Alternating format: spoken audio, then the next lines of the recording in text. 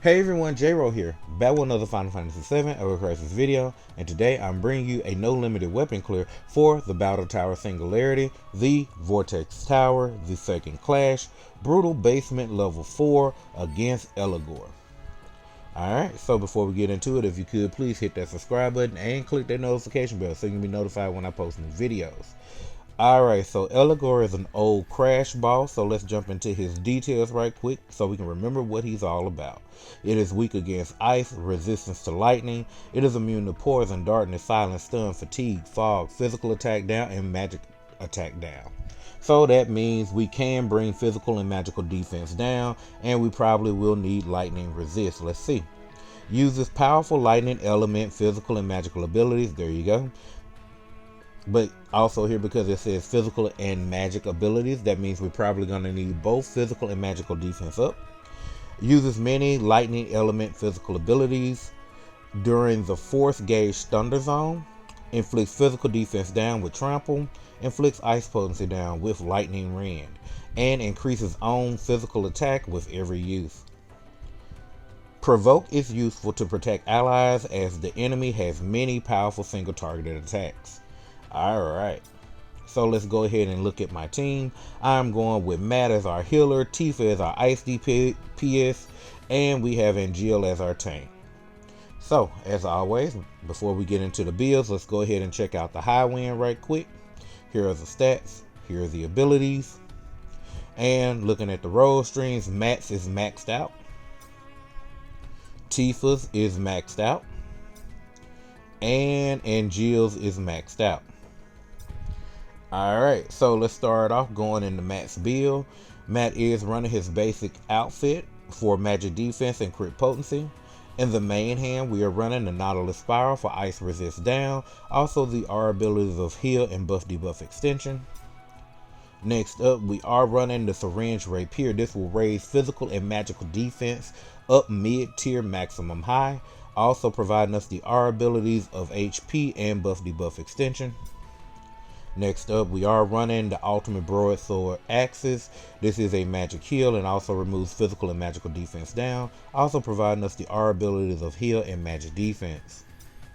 For our sub-equips, we are running the Guild Weapon Foam Sword for lightning resist and magic defense all allies.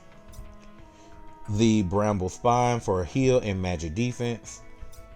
And we're running the Viper Halberd for physical and magical defense. Alright, looking at his material in the 3rd slot, serving as our AoE heal, we have a Cura. Then we have a magical defense stat stick Waterer Blow and a magic defense stat stick Fire. Since Matt is my support / healer and will have some pretty high buff debuff extension, I am running Shiva Ramu on him for increase the ice damage for Tifa. Alright, so looking at his R abilities, they are boost HP level 3, physical defense level 3, magic defense level 7, heal level 10, lightning resist level 3, and buff debuff extension is level 7. His stats come out to be HP 16.5k, physical attack is 4.2k, physical defense is 183, magic defense is 363, and heal is 5k. Alright, now let's go ahead and take a look at our tank. We have Angel here. We have him in his regular outfit, giving him physical defense and crit potency.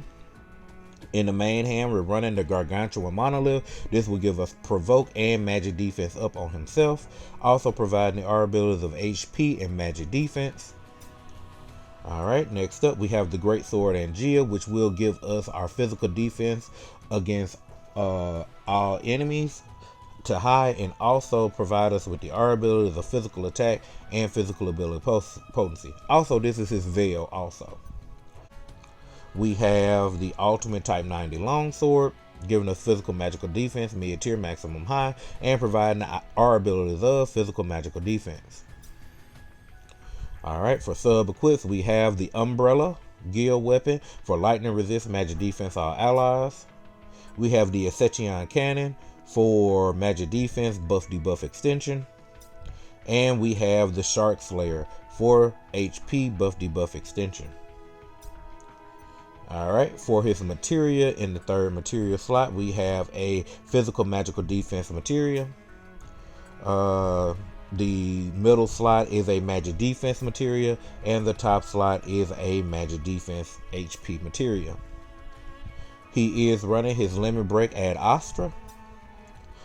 His R abilities come out to be HP level 7, physical attack level 3, physical defense level 3, magic defense level 7, lightning resist level 3, physical ability potency level 4, and buff debuff extension level 6.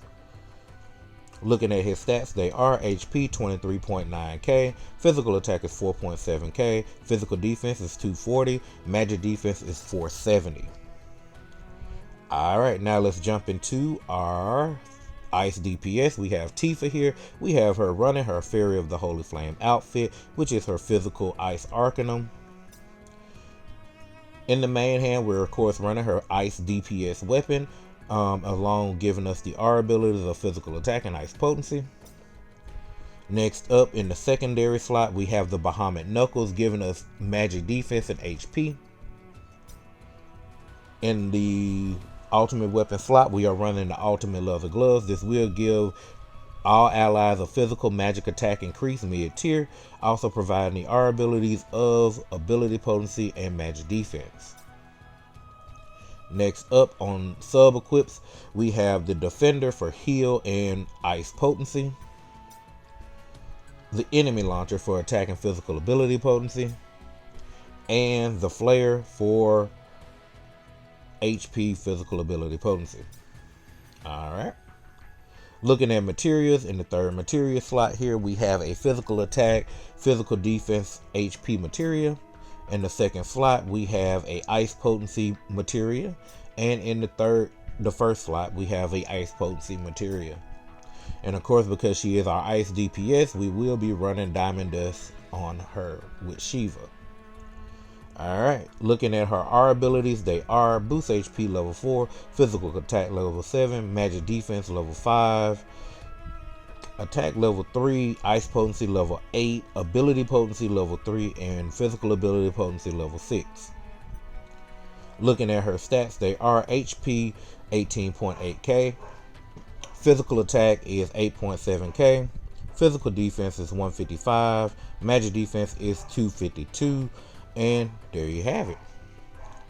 Alright, so let's go ahead and jump in and get this clear against the second class basement level 4 Eligor.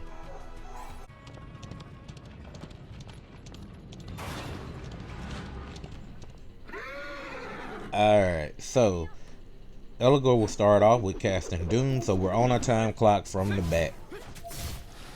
Alright, we're going to go ahead and get our provoke going, get our magic defense up, and get a hit in with Tifa. Javelin Bolt is a magic based attack, so that's why you want to make sure you get your magic defense up. Alright, no problems there. Alright, let's go back over the map. We're going to go ahead and get the ice resist down. Okay, he did lightning rod, which gave him that physical magical resistance. So this is the bar you have to get down. Once you get this bar down, it will put a stun on him. The reason we want to provoke active is so that Angeal can tank all of these physical based attacks here.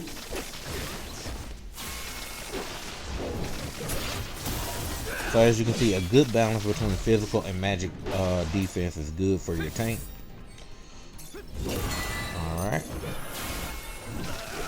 Because all of these moves while under Lightning Rend are physical based moves. Okay. Alright, that bar is almost gone. If you don't defeat the bar right now, that's fine. It will still be up after this Lightning Rend attack. You just still have to get rid of it.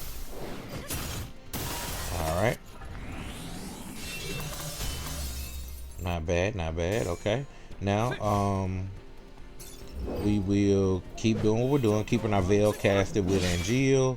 Go ahead and get our magic defense and physical defense back up with Matt.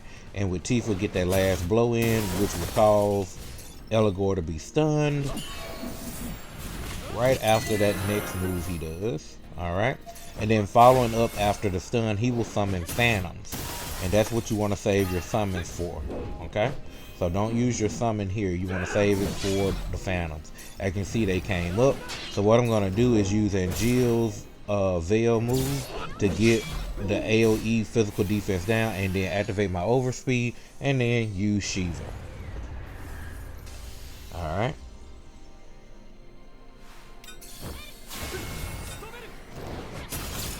Alright, we do have our provoke refreshed again on Angeal. I forgot to mention that earlier. After that stun phase, it's probably good for your tank to refresh their provoke around that time. As you can see, Piercing Gaze is a magic based attack. It is targeting one character, so we're gonna just do as much damage as we can here, and then get our magic defense up and block. Alright, Angeal barely took any damage. Good. I'm gonna hold the Ad Astra for the second half of the phase here. Okay, so now he's doing twin javelins back to back. You just have to be able to defend through them. If you have a high enough magic defense, it won't be a problem. Alright, and then after those four direct twin javelins, we'll go right back into the beginning phase. Like right here would be normally where he would have casted Doom. And soon here he will go back into Lightning Rend. Here it is, the Lightning Rod, giving him his Thunder Zone. Alright, so we just got to break this bar again. But this time we have our command gauge already full. And if we wanted to, we could go ahead and activate Shiva, remove Icy Judgment to boost Tifa's damage. But I'm going to go ahead and boost her physical attack up too. Alright. And going ahead and doing Icy Judgment here, so I can go ahead and get that extra ice damage boost in. So the next hit Tifa does will knock out that bar and stun him before this Lightning Ring can go off. Alright. This will stun him and take him into the Phantom phase next. So we want to make sure that he has his provoke live. That way we can make sure that the Phantoms target Angeal and not Tifa. Alright, gonna get our AoE physical defense down. Tifa's gonna get a hit in, and we're gonna go ahead and activate Ad Astra because his moves at this point are AoE based.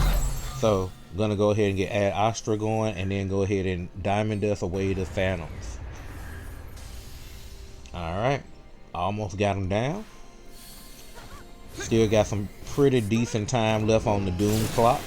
Alright, as you can see, there's that AoE hit. Switching the defense kind of reduces the damage the Veil takes. Alright.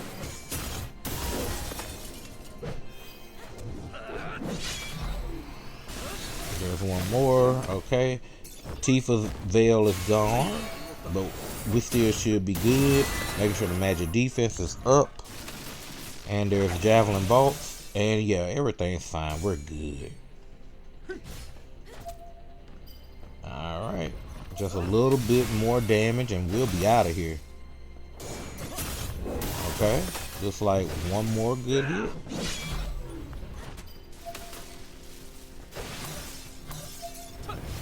Making sure the ice resist is down. And there's Tifa. Oh, one more.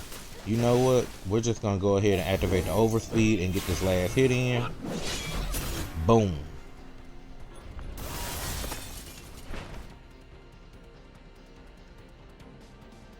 Alright, and that is how we take down the Battle Tower Singularity, the Vortex Tower, the second clash, brutal basement level 4 against Eligor. And my only note for this is that this seemed more like the EX3 version of Eligor versus the Crash version. I will have a link at the end of the video to one of my Crash clears that use Cloud and Lock Sword, so you can look at that build if you want to look at that. But for your keys to victory, you just want to have your ice DPS. You want to have someone that can bring physical and magical defense up.